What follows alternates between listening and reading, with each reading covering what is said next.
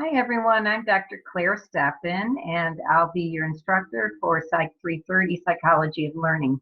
I'm going to give you a little bit of information about my background, which is also posted in Beacon Learning. I'm a psychologist. I have a practice here locally. I've been doing that work for, about 30 years or so. I specialize in trauma work. I'm also certified as a drug and alcohol counselor and certified as a board coach in life coaching, wellness coaching, and business coaching. So I have my doctorate in counseling educational psychology from the University of San Francisco. And I pursued a second doctorate in naturopathy, and so I have a specialization in wellness, certified as a natural health professional and master herbalist.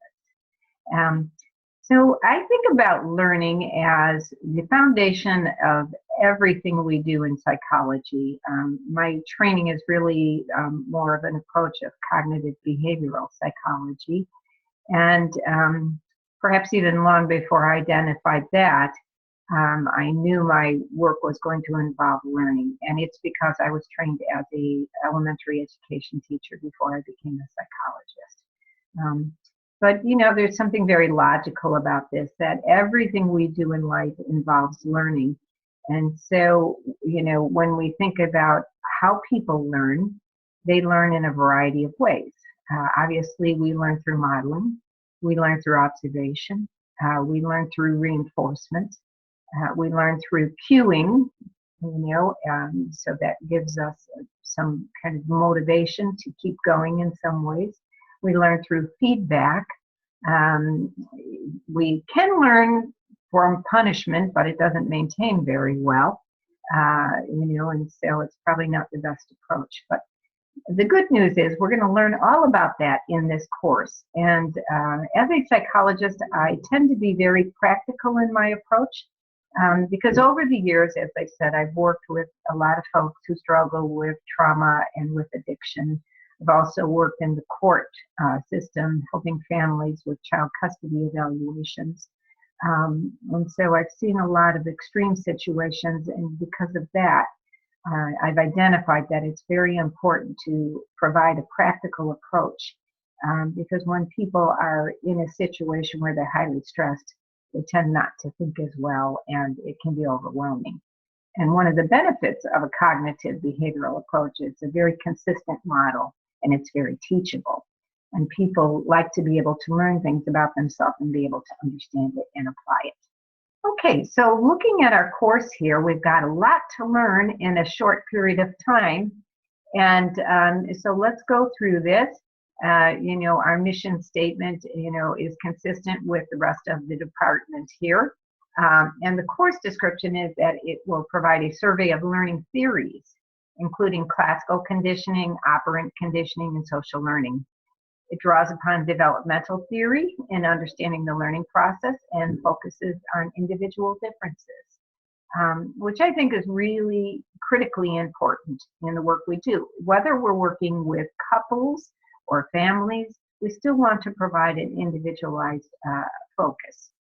And so we're also consistent with APA guidelines here in our course learning objectives. And you can see that we are going to be focused on describing psychological concepts, process theories, research methodology, and you'll learn the proper terminology as it pertains to learning and behavior. So you'll be able to demonstrate psychological information with literacy and utilize your critical thinking skills. I also am a big proponent of creative thinking skills. I think we need to use both sides of our brain. And describe application in practical settings as it relates to learning and behavior.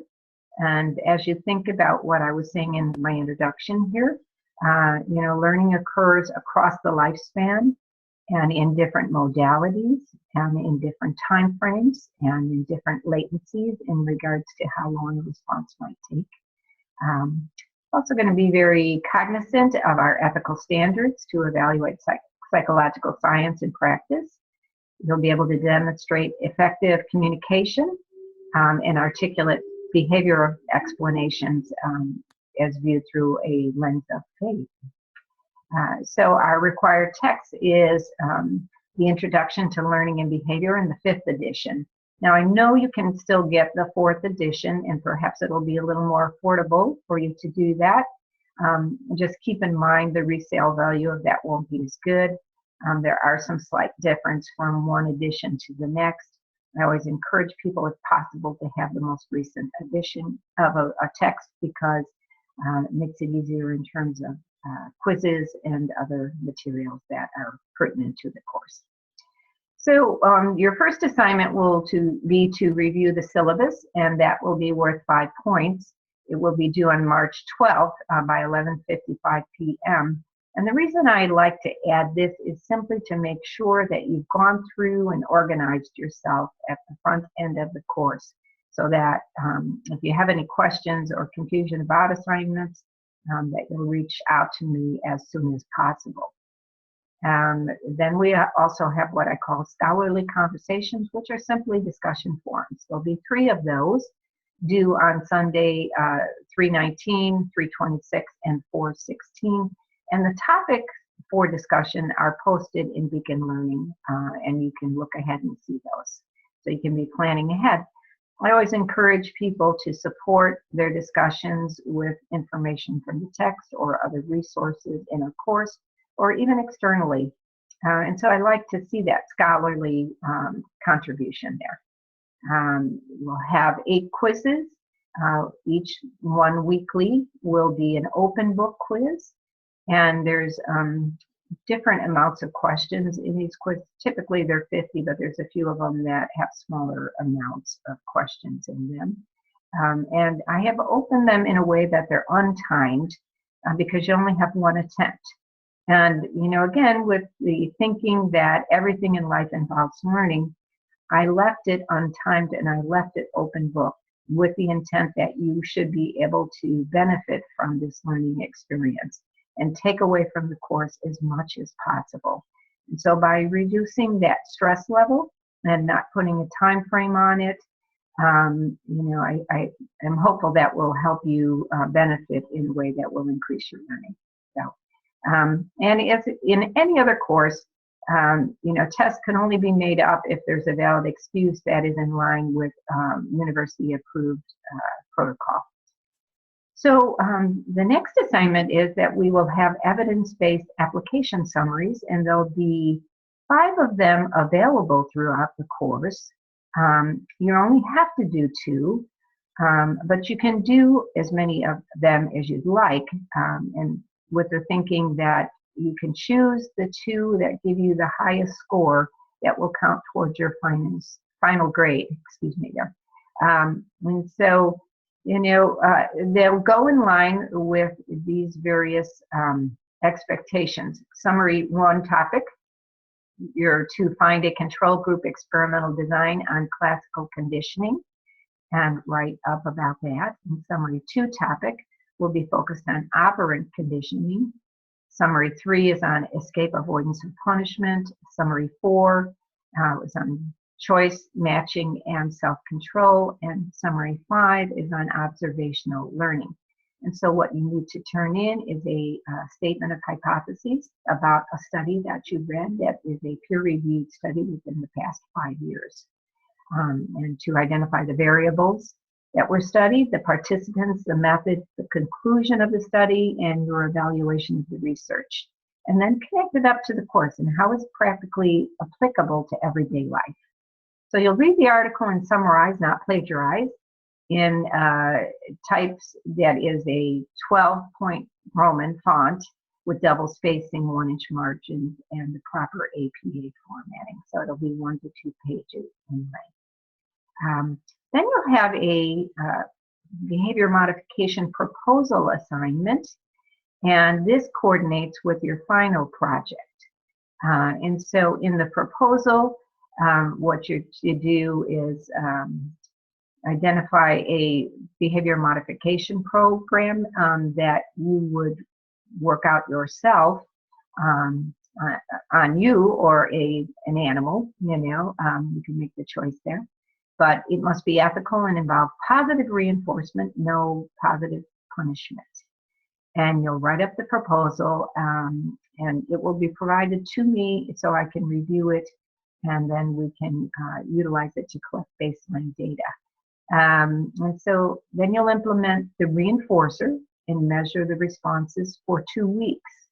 And that would contribute to your final project. And so upon completion of the behavioral modification, you'll write a final project paper. And that would be uploaded in TaskStream and Beacon Learning. So here's what you need to do for that assignment. You identify a target behavior. You identify the problem and define it out, either by count or description. And so you think in behavioral terms, you can tally, you can look at frequency, you can look at duration, you can look at latency, which is how long it takes to respond. So you can gather a timed response. So there's different ways to measure behavior. And you're to design an ethical way to change behavior. So we have to first identify the problem, focus on what needs to be changed, and then figure a way to change the behavior. So that will require you to identify an effective reinforcer. And what you're going to learn here is that you can't really know if something is reinforcing behavior until it's been applied. And so you measure the reinforcer after application. And so you look for a change in behavior. So you identify any stimuli that control or affect the target behavior. So you want to account for those as well. And you must collect baseline responses, frequency, latency, or intensity for 1 week. Then you apply the reinforcer consistently to shape or change behavior. And the important thing to recognize about changing behavior is that you need to stay consistent, because if you do not, then you'll get a burst, a behavioral burst, where you get an increase in behavior. And so we don't want that to happen in the study. And so you want to really be able to identify a problem that you can apply a reinforcer to in a consistent way. So during the implementation phase, you record the frequency, intensity, or latency of behavior over a minimum of 2 weeks. And then you're to graph the results, and in conclusion, evaluate, be able to demonstrate that the intervention worked, and discuss limitations on future modifications of your project.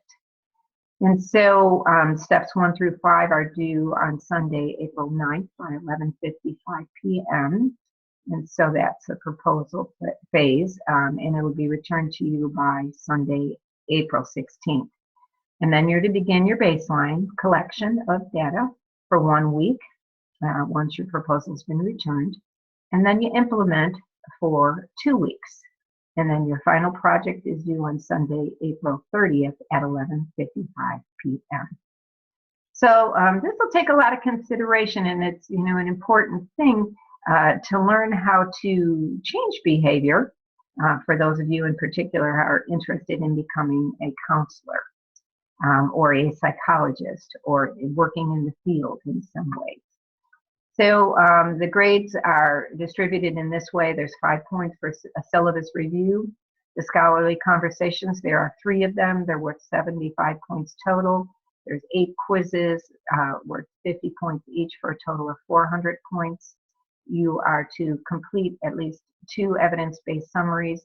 If you do more, I will go with the 2 highest graded summaries towards your final grade, and those 2 would be a total of 100 points. Your behavior modification proposal is worth 25 points, and your final behavior modification project is worth 100 points. So the total number of points available for this course is 705 points.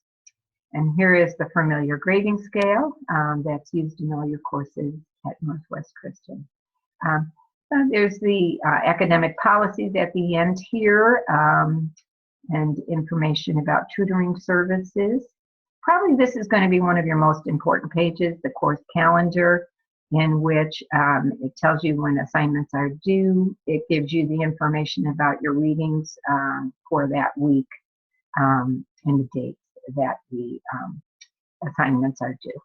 And so you'll want to be able to follow this rather closely. You look at the week of 3/27 through 4/2, we are on spring break, so nothing is due that week.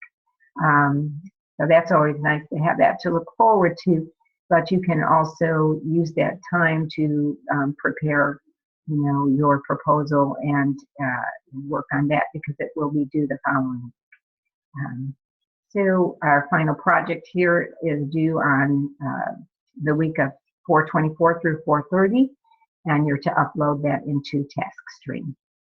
So in that final week, we just have reading and we have a quiz. And I like to leave it that way so that we have time to follow up and put closure to our course. And as you can see, there's a lot that's going to happen in this course in a short amount of time. But it's a great, great course because it'll be so beneficial for you to learn and to be able to understand how behavior works and the various forms in which we learn, no matter what you're going to pursue, as your professional career. This will be beneficial information, I promise you that. So I'm always available via email at cstephan@northwestchristian.com. And so you can contact me that way if you have any questions. I do tend to use our news forum for announcements rather regularly. And so you might want to look in there and make sure you keep on top of utilizing that and keep in touch with me that way as well. Okay, well, I'm looking forward to getting to know each of you and to learn a little bit about you and to read your assignments and enjoy them. And I look forward to seeing you perhaps in other classes going forward. Thank you very much. Bye now.